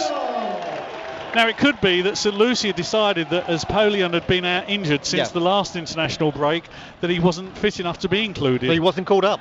Could be. Could be. Yeah. Maybe they didn't want to take the risk. So here's the corner to be delivered by Tanner. There were men underneath it, but it was Bayliss with the touch. Now Goddard, the goal scorer of the second goal. I think the indication, certainly one from Polion, was he might be another week or two yet, but half an hour at the end of the game to ease him back into fitness. Very, very exciting moment for the Fleet fans to see when he got out of the dugout to be introduced as a substitute. Well, and that's certainly going to change things, and they need something like that, because 2-1 down against Slough. They've got it all to do. The next half an hour could be defining moments for the Fleet season. Edser to Sterling James. Sterling James works the ball inside to White. Back to Sterling James. Polion lurking in the Slough area. Now Tanner to Polion. Polion! Oh, it hits the post! Oh, that was close. It looked like he was going to fire it in first time. Timed his run perfectly from that beautiful pass from Craig Tanner. And just dummied, got his second shot in. And Slough didn't know where he was. He'll score in this game. Believe you me, he'll score. The Fleet fans behind the Plough end stand and applaud Polion. They realise what they've been missing. Oh, boys, he's been missed. I mean, the chances that have been created and not put away. You get the feeling that Polion would have dispatched them with aplomb. Now Slough, game managing, back to being a goal in front. So Ebbsfleet with 2 substitutes. It's very strange to resume play from that shot because it hit the post and came out. It was actually a throw 20 yards from their own corner flag for Slough to take, but Ebbsfleet back in possession. I tell you what, Sterling James, his introduction has also made a difference too down that right-hand side. He's certainly opened things up. Here's Polion in the box. He's on the line. The goalkeeper saves with one hand. The ball comes out to Lench. Lench sweeps it away to safety into the arms of Dennis Kutrib. Now it's hurry-up time for Ebbsfleet. Cisse picks up the ball from Hollis to White. He's covered by Goddard. The impenetrable Slough defence looking a little bit more vulnerable. They're exciting players in this Ebbsfleet side when they're singing, when they're on song. And they are at the moment, although, Domi. Remember, 2-1 down still. Domi, couldn't thread it through to McQueen. Still in play, Edser. Edser to Tanner. Tanner. Sterling James to White. White outside the area. Takes it to the line. Oh, it's going to be picked up by Sundiri. Tell you what, Slough actually, as it turned out, made the wrong decision there. One of their players dashed back to prevent it going for a corner, but in doing so gave it straight back to Ebbsfleet. Oh, the ball threaded through. It's gone out for a throw into Ebbsfleet. Only just. Slough won't want to concede a corner, because you know what Ebbsfleet do with the corners. They'll test the goalkeeper, who's struggling with those high balls. Well, the sun has disappeared behind some clouds, so he won't have that to deal with. Hayden White looking for a runner. He picks out Edser. Edser to Tanner. Tanner inside to Edser. Now Sisse. What's he going to do? Changes direction to Tanner. Tanner, left foot, takes a deflection. Comes White out for a throw-in. Yeah, White just leaves it to take the throw. Seeing Cisse a couple of times, he's in a position where a lot of central midfield players always fancy a shot. He never takes that option. Never. Does he not score? No. He scored one goal at Woking, but I think it was an accident. I think even he admitted that. Cisse, well, he challenges Alexander. The ball drops to Sterling James. Polian is such a threat. His movement in the box. Domi keeps going. Ball beaten away. It comes to Hollis. Now Tanner. Tanner needs to get the ball forward quicker. Now Cisse. Cisse threads it quickly to Sterling James. Goddard's with him. Oh, and two players run, one of them being Polion. Tanner. Now White. White needs a target. It's Edser. Domi. McQueen inside the fullback. McQueen. Oh, and it's half a pace ahead of Polion. Oh, that was like Gaza in the 1996 Euro semi-final, wasn't it? Diving in on it, trying to just get a touch to it before it got to that far post. It was a little too far in front of him. Great movement from Darren McQueen on the left-hand side to get a ball across goal, and you sense it's not going to be long, but we're in for an entertaining last half hour or so of this game. If the last few minutes is anything to go by, Ebbsfleet just pushing and attacking, and one of these days surely it's going to go in for them. Polian is in that sort of form where he's absolutely a magnet for your attention, isn't he? Yeah. That something's going to happen when he's anywhere near the ball. Well, whenever anybody's in an opportunity to cross, the first thing is, where is he? Yeah. And that's what the players do, and it's what the fans are doing as well. And he's desperate to score on his return to the side. Ebbsfleet pressing down the left-hand side. The ball goes out of play. It's going to be a throw-in, conceded by a Weaker. Yeah, clears the old stand on the opposite side of the ground, but it will be a throw to the Fleet over on that far side. We're almost at the midway point of the second half. It's gone very quickly this half. Yes, 21 and a half minutes gone of this half, so we are almost halfway, but time running out for the Fleet. They need to get at least one more in this game to keep alive in the FA Cup. McQueen back to Cisse. Cisse. It's a Huddle-esque ball to Sterling James. Sterling James does well to keep it in play. Well, he doesn't, actually. No, I'm not sure he had kept it in play, actually, but I think he rather hoped he had. So they're getting it back, Slough, with a goal kick. Ramsgate a goal up in their FA Cup tie. Looking to get to the first round for the first time in 18 years, and it is that man, Joe Taylor, who scored 8 FA Cup goals already this season, who now has a 9th. And Cray Valley are also ahead against Enfield. Sheppey level against Billericay. Ebbsfleet behind at the moment. Dover behind at the moment. Maidstone ahead. Could be a good big day for Kent football, but Ebbsfleet hoping to add to that list too and be in tomorrow's draw. Maidstone love going to Torquay, don't they? Well, they've been there 2 weeks running, and they won last week, and they're ahead this week. Here comes the opposition, though. And Slough stopped in their tracks by Cisse, and now Domi struggling to contain their forward players. And this is a chance for them. Goddard unmarked, and he tried to sight foot it into the net. It didn't quite work out. It comes back out to Dice. Well, all credit there to Hayden White, whose positioning was right. He stopped there being any point of the goal that Goddard could have aimed at. Now Polion. Polion tries a drag back, didn't quite work out. He gets the throw.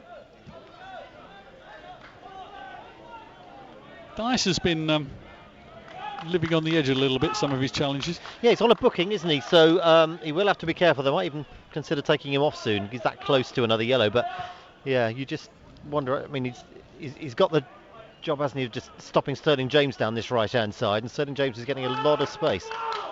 Also at the moment, it looks like he's trying to pick up Polion, but now he's going to come over and try and cover Sterling James, who looks like he's won that one and will try and get past him. Look at that challenge, though. That was That was from the WWE, that one. Yeah, absolutely. Just made himself look big, got in the way, stopped Sterling James running past him. Yeah, but wrapping his legs around him isn't conventional. Cisse to McQueen. He may come off. He may have hurt a calf there in that challenge. McQueen is going to go for the line and across. Goalkeeper's going to come for it. Oh, it's a punch to safety of some kind. But McQueen, Domi looked as though he handled it. I thought he had as well, but nobody even appealed for it, even the players anywhere near him. So Alexander sends the ball on its way down the line, but Domi back defending. Helped out by Cisse. Odunkanyero keeps it in play. It's good defending by Awika and some shirt pulling, and then they confront each other. A little bit of a disagreement there. And Awika fronted up to Odunkanyero, gets a booking.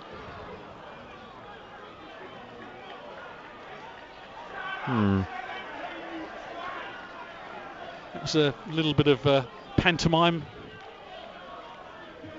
Well, I think Slough are just asking the assistant on here a little bit more. I wonder whether they feel that was more than a yellow, but it wasn't. I mean, a little shove in the chest like that normally is only needs to be sorted with a yellow card. I know I saw more than that given for one last week in a game I was at, but isn't common sense a wonderful commodity for a referee? Yeah. Well, we'll do one thing one week and one thing another. Trouble is, they've all got different ideas about what common sense is. Well, normally it's a shove in the chest is a yellow and a shove in the face is a red, and that seems to be I don't know if that's the law, but that just seems to be more or less where they go. But there was no massive aggression in what Odunkanyero did. Well, Hollis is judged to have lunged at Alexander. Is it Alexander? No, it's Sandiri. Yeah, on that right-hand side. So they've got a free kick, Slough, and well, they want as much time being used up as possible here, won't they? Well, the clock is running down. We're into the last 20 minutes. And Dice has come over. Dartford have just gone 3-2 down at Hampton, by the way, in a league game, a rearranged league game. You see, that's the thing. If you rearrange a league game, you've really got to win it. You've got to win it, or you wish you hadn't. Yeah. Otherwise, it feels like you've thrown away 3 points. So the free kick awarded to Slough on the right-hand side. It's about midway between the centre circle and the Fleet area. Here it comes. Cousins comes and takes. Well, that's how you deal with a set piece, isn't it? Plus, you deliver it to your most dangerous player. Polion.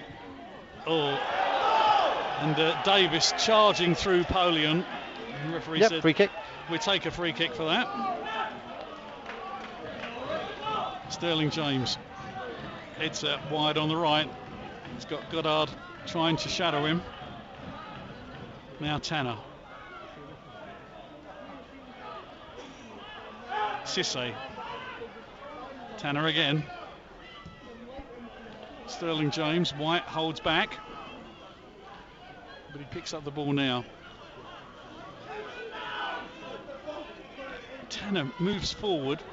Domi's available, but can he get the cross in? He does, and here's Sterling James on the other side. Back to White. White drops his shoulder and can't get it past Sandiri. Oh, you can see what he's trying to do there, but unfortunately he's done the best thing there. He's won the ball back for Ebbsfleet United, but you can see what he's trying to do, thread a ball through to the forward men. Now Sterling James, that's better, a quick ball in, and it's cleared away by Davis. And Slough have not deviated from 5 at the back with 4 in front. Yep. And Alexander doing what he can. Yeah, and barely getting a touch most of the time, but he's there in case they do get an out ball. But and they've got to be careful of that. To Edser, and Courthurst is coming on for Ebbsfleet. Sterling James, Edser. That's a good ball. And a header. Oh, Polion from 6 yards. You would have put your house on that one. Looked up to see whether he was offside. Must have only just been onside. The flag stayed down, but it was straight at the goalkeeper, and Slough still lead. Courthurst will be coming on, and Odunkanyero coming off, and leaves the pitch at the nearest opportunity. Doesn't want to waste any of these last 17 minutes or so of the game to give Ebbsfleet every chance of coming back into this match. Change for the visitors. Chambers Parallon is coming off. The man coming on is David Ongbonna. I think that's a sort of more basic midfielder for a attacking midfield player.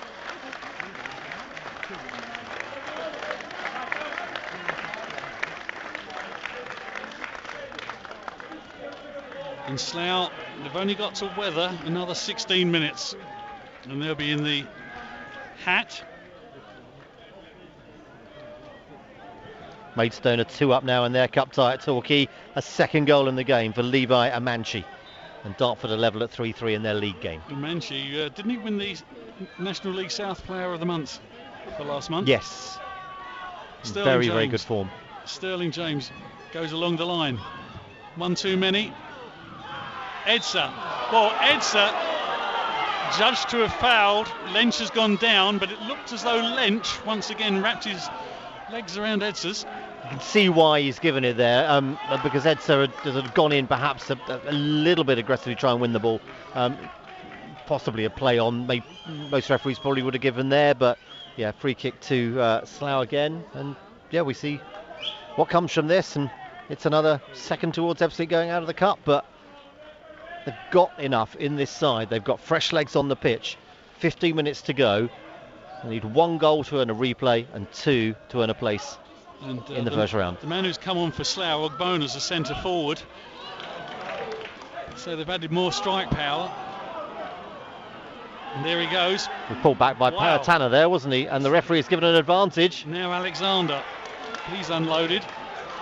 So what are their thoughts here, bringing on a centre forward for a attacking midfield player? Well, he's playing a little deeper, actually, isn't he? Maybe he's got a little bit more power in midfield. Could be. He's going to watch though as the ball drops to Polion. Polion keeps it away from Dice, who can only stab it out for a throw-in. Now Hayden White. White finds Domi, who shields his eyes from the sun on the far side. Brings the ball down. He needs to get it infield. He does. It's now with Tanner. And what was patient build-up now becomes over-elaborate. White. And Courthurst jumps. It falls to Domi. And there was a push. Yeah. It wasn't an offside. It was a push on that far post. It's either Domi or Courthurst. I'm not sure which. Well, Slough will be in no hurry whatsoever, and they've earned that right to take this free kick. And the early season surge of yellows for any sort of time wasting from officials was in for a few weeks at the start of the season, has now calmed down, and we're back to where we were last season with that. But Slough will be in no hurry. They now release the ball. Ebbsfleet's next game, if there's not a replay, will be at AFC Fylde next week. They're bottom of the National League, and I think are just about to appoint a new manager. And then they go to Southend, which is no mean feat, because Southend have been deducted 10 points but are still working their way up the table. Oh, they'll be okay, Southend, and I think that they've been taken over now, or certainly well down the route of a takeover now. But what I'm saying is their league position doesn't actually signify how well they're playing. Well, yeah, they'd probably be in verge of playoffs if it wasn't for the point deduction, and that's when they were going through bad times as well. So now things are sorted, they'll be even better. It'll be a tough game. Ebbsfleet back here in a couple of weeks' time. Been at Southend's ground before? I've never been to Southend's ground at all. So Ebbsfleet entertain Dagenham in a couple of weeks. Well, now they're struggling. They've been knocked out of the cup by a lower league side today.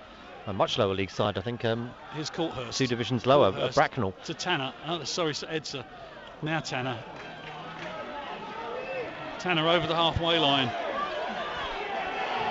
The fans screaming out for an early delivery to Sterling James. He skips past Dice. Sterling James falls to Polion. He couldn't really get it under control. He had his back to goal anyway, but it sort of spun off his foot. He had to chase after it. He did though, but it sort of half-ended that attack. Tanner. Now White. Ebbsfleet really labouring since that second goal went in. Domi took a touch. It's going to be corner number 12. All eyes on what the keeper will do with this one if they put it underneath the bar, which most of them have, and will be the sensible thing to do. Now, I'm just trying to see who Ebbsfleet are bringing back here, because Hollison is going forward. Cisse has a bit of height. Only Domi back. And Edser. Edser. So we've had 13 corners in the game, 3 goals, and 2 of the goals have come from corners. Here comes the corner, out of the sunshine. The goalkeeper, yes! Put it in! It's got in once again. The goalkeeper makes a complete hash of it. Ebbsfleet, is this the get out of jail card they wanted? Well, I cannot believe how bad this goalkeeper has been at set pieces. He's adamant it didn't cross the line, but I've seen some social media groups giving him the first Ebbsfleet goal, and he definitely gets credited with the second Ebbsfleet goal. And it's something he needs to work on, put it that way. But doesn't matter how the goals come, you can put your 40-goal top scorer from last season on the pitch. You don't need him because the goalkeeper's punched it in himself. So did you hear that was credited as an own goal? Or are we going to give that to Amari Sterling-James for the delivery? What, for the corner? Well, the corner wasn't going in. It wouldn't have gone in unless the goalkeeper had punched it in. So he may well have actually punched past through his own net twice in the game.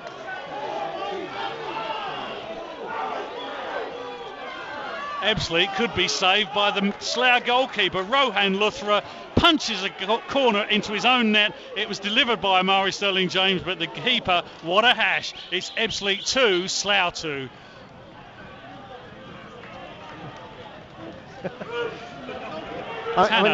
It's unbelievable how a goalkeeper at this level, and he's on loan from a league side, cannot collect a set piece. White, it's too heavy for him from Sterling-James. But I mean, a performance like this could be career defining for that goalkeeper. Yeah. I mean, his parent club will see the video of the game. Yeah. I mean, his shot stopping is fine. He's been brilliant at that. But set pieces, it's not just the 2 that have gone in, it's been every single one. Presumably he's a young goalkeeper, but he has just struggled with them, and it's a weakness that Ebbsfleet have spotted early on. They put all the corners since they noticed that right underneath the bar, and it's earned them 2 goals. It's decision making, isn't it? And it's not good. Yeah. The ball on the far side with Lynch. Minas gets the ball forward. It's with Goddard. Surely Ebbsfleet can't concede a 3rd goal to Slough this afternoon, but they've got themselves the 2nd corner of the game. They got the first one in the first minute, and they've had to wait until 9 minutes before the end to get their 2nd corner. Well, Slough's Twitter says this is how they put it, possibly to protect their goalkeeper. It's gone straight in directly from the corner. Luthra was being totally swamped by Ebbsfleet players, and the referee doesn't seem to see any issue with it. My view is corner was taken quite legitimately. Goalkeeper punched it into his the own net. Yeah. Yeah, the only issue I have is whether it was over the line before he punched it. That was all. Here comes the Slough corner. It's going to come out of the sun on the far side. Ebbsfleet defended it well. Comes out to Sandiri. Now back to Davis. Davis, I'm sure he won't be entirely happy with the goalkeeper's performance. Now Goddard. Goddard put them back in front with that 2nd goal. But here it is. Still live with Sandiri. The substitute chases the ball, Ogbonna. Ebbsfleet needs to get a foot on this. And they do eventually. It's Polion lurking with intent. Hollis, get the ball forward quickly, he's urged by manager Dennis Coutry. Sterling-James, White overlapping. White dragging Goddard with him. White behind the defence, he pulls it back. Nobody coming in. It was behind Courthurst, he couldn't get anywhere near it. Now Tanner. And White is offside. He needs to get back into an offside position quickly. Oh, and a poor cross by Tanner. 7 minutes remaining. Well, I suppose you could say that everybody's had value for money this afternoon. Well, it's had a little bit of everything, hasn't it? And if anybody fancies a trip to Slough on Tuesday night, which I'm sure not many Ebbsfleet people probably would have done when they woke up this morning, they could be in for some more. Unless, in the next 7 minutes of the game, something can happen. One side or the other. So it's the goalkeeper who's going to be the talking point for many fans. Ryan Luthra on loan from Cardiff. He took the goal kick Courthurst heads the ball down. It doesn't work its way through to Polion. Polion took a kick of the ball, and unfortunately Scott Davis was there. I wonder what's going through Scott Davis's mind at the moment. Well, if you'd have said you'll draw this game, you'll have a replay, you'd have said brilliant. But he'll be disappointed. They've twice had the lead, and their outfield players have defended fairly well. Well, they've denied Ebbsfleet for large portions of the game. Yeah, an Ebbsfleet player has not scored in this game. They've forced 2 goals. They've forced 2 errors. Here's Sissay. Get the ball forward quickly, urged the fans. What you've got to hope now is that the intensity they've sort of been playing while trying to get that equaliser doesn't end. They keep going. They won't want to go to Slough on Tuesday Goddard night. tries to take a nibble at Sterling James, but he gets away. But once again, credit to Slough. They've maintained their shape all through the game. Tanner taking a long time to move this on. Now with Edson. Domi. Oh, that was a ball to nowhere. It's a goal kick. Every misplaced pass now is a wasted opportunity. 5 minutes remaining. Yeah, it's, they've got the time, but I'm just wondering whether they're perhaps just lacking the real feeling, the real belief that there is another goal in this Ebbsfleet side. I believe there is if they carried on at that intensity. If this tie does go to a replay, does either manager approach the replay in a different manner, or do they pretty much set their stall out the same way? Well, maybe you set it out the same way, but it's looked like a good throw. I mean, absolutely disappointed it is a replay, but not from the moment they were 1 down. And Sterling James is away in space. He's got Dice struggling to come back. Sterling James checked by Dice. Oh, tried to play it through his legs. He tried to nutmeg him, but Dice, he's a big old unit to get round. Yeah, it's heading this way. Put it out for a throw. And Tanner's just saying, get into space. I want to deliver this quickly. And he's got one option of a short one to Cisse, and Tanner didn't seem to fancy that one. Courthurst needs to come. Cisse to White.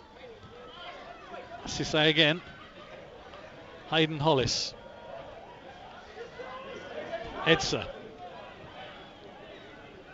McQueen trying to bring Edsa back into play, but was that carried over the line? No, it's a goal kick. Yeah, I think some Ebbsfleet supporters perhaps thinking it should have been either a corner or a foul, but it is a goal kick. I think that was the right decision, and they're all nearer than me. I think it had gone over the line before Ogbonna touched it. Yeah. Well, where are we on now? 42 minutes, not long to go. So I will be still happy with the replay. They don't seem to want to go and win it, and quite right too. It'd be a good result for them. But the point is, what have Ebbsfleet got in these last 3 minutes plus stoppage time? I mean, on the earlier evidence, win another corner. That'll do it, but... If they could get another corner to go with the 12 they've already had, there's a good chance they can score from it. Napoleon's introduction has scared Slough a little bit, hasn't it? Sterling James has done wonders right-hand side too. Well, one wonders if they would start in a replay, if there is one. Well, Polion, it all depends on the fitness, and you also got to bear in mind, I suppose, what with it being a cup tie, the league games are more important. So you don't put your half-fit players in for an FA Cup tie unless they need minutes just for match fitness. Well, do you not subscribe to the thought that you go out, you try and win the game, and then you bring the players off? It doesn't tend to always work that way, does it? Anyway, it's gone out of play now. Ebbsfleet got it back with a goal kick. 2 minutes plus added time to win this game. As things stand, they're both in the hat, but not in the first round. The ball played out to Sterling James on the right-hand side. Dice comes across, sticks out a boot, sends it away for a throw-in. Courthurst, I'm not sure that he's got a touch to it yet. No, I can't recall him actually getting too involved in the game since he came on. Came on in 73, and we're now in the he did 88. head the ball forward for Polion, and it never reached him. I remember that. Here's White. White wants to thread the ball through to Sterling James.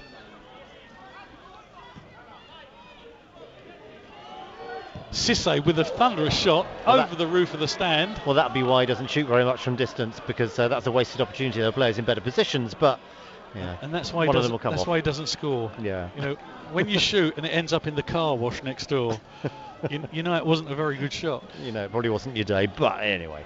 Right, board will be coming up in the next couple of minutes or so, and I'm not sure Ebbsfleet. I'm not looking at their players and then thinking, we can get this, we can nick this in stoppage time. I interviewed Toby Edser after the game last week, and he said this club isn't used to losing, and he's absolutely right. You know, they've got to learn how to fight back when they're in these bad positions, these difficult positions, and if they do get something out of this, it'll show some sort of character. Yeah, I mean, coming from behind twice, give credit for that, whatever the circumstances. Hollis is being given the room to move forward. Now Domi trying to tee up Polion down to Courthurst. Polion helps it on to Sterling James, it comes off for a corner. What can the Fleet do with corner number 13? You know what they're going to do with it? They're going to put it underneath the bar and just pressurise Slough. So all but one Ebbsfleet player going forward. Just Franklin Zombie. 5 minutes of stoppage time for Ebbsfleet to get a winner, or even maybe for Slough to get a winner and put them in the actual first round. Draw tomorrow afternoon. But what was happened here? Here's Tanner with the corner from the main stand side. He's going to drop it in. The goalkeeper's nowhere near it. Oh. From the angle that went, that looked like it got in, but it was Polion with a shot wide, just well caught by a bloke in the crowd. So it looked like it nestled in the back of the net. But unfortunately on that occasion, the corner went far post, too crowded an area to really get a shot in. And Slough back in possession. Do you remember the old days of Strictly Come Dancing? This game has been a bit like those old days of slow, quick, Yes. slow, when it comes to Slough's defending. Yeah.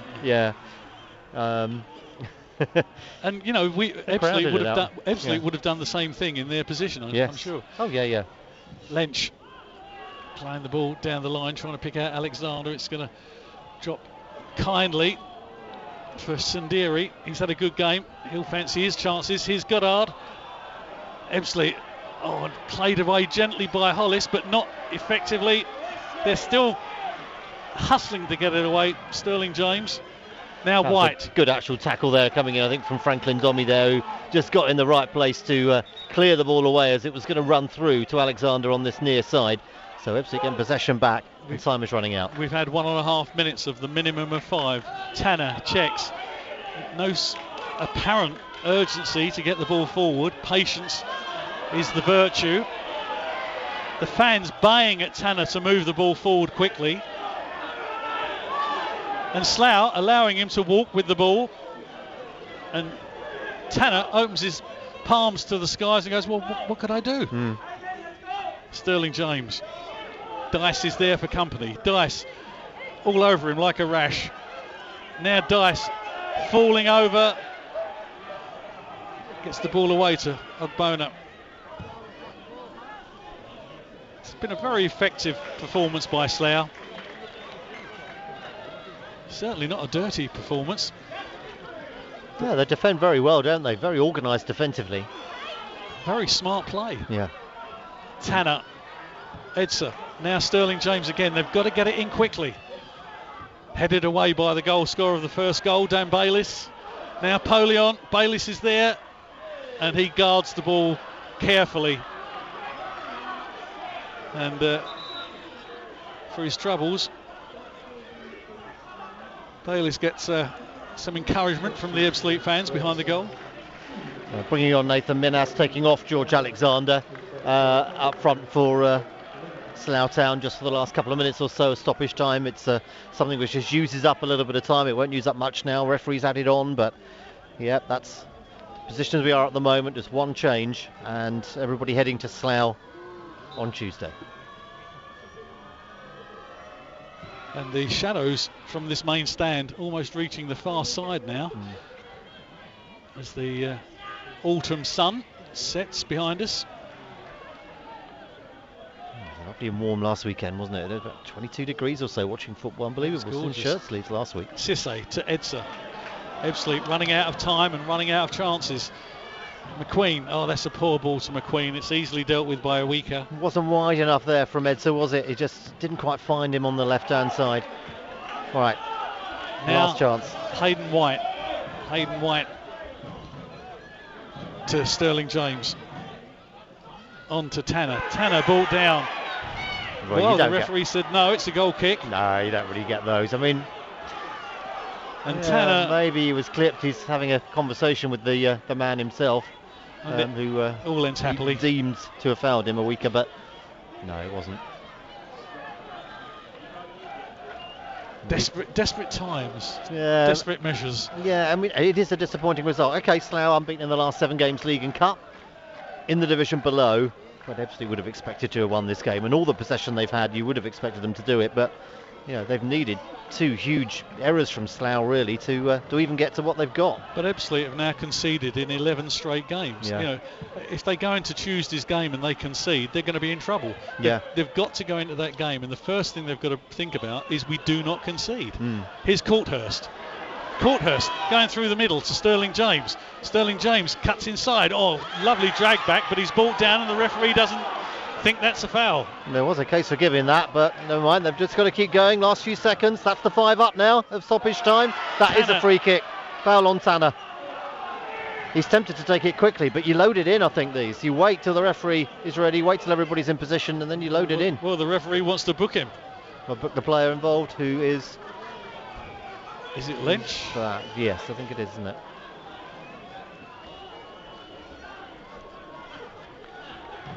He's making out he's injured just to delay the free kick even further.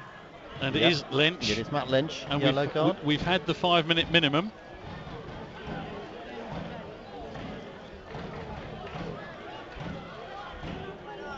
And Polian's having quite a discussion with Dice. Here's Tanner. Can he set something up? No, he can't quite. Now Domi. It's back in the mix. Cisse! Oh, everyone thought that was in from this angle, but he managed to head it behind goal. He was in space. He was unmarked. Got his header in, but just to the left of his near post. We've had 6 minutes now. People are beginning to leave the stadium. They think this one's going to end in a draw. It is looking that way. The goalkeeper. We've had 6.5, and there goes the whistle. That's exactly what we're doing. It's to Slough. It's finished 2-2. And it's all over here at Stonebridge Road. It's ended up both teams going to the draw for the next round tomorrow afternoon. But there'll be disappointment for Slough and probably frustration for Ebbsfleet. As we rejoin the rest of the BBC Radio Kent team reporting on this afternoon's games, I'll hand you back to Matt Davison. Yep, finished here. Ebbsfleet United 2, Slough Town 2. Replay in the week. And before that, trips to Farm Southend, sports coach departs at 7:30 to in the morning, and Southend is 5:30 in the evening for Southend. If you like to secure your seats. The first round FA Cup draw is on ITV tomorrow afternoon, Sunday at 2:30. So you can check that out. Finally, we wish everyone at Slough Town a safe journey home. Thanks for coming, and we'll see you on Tuesday. Indeed we will, and we may well have some of that good news. We have got some successful Kent sides in the FA Cup.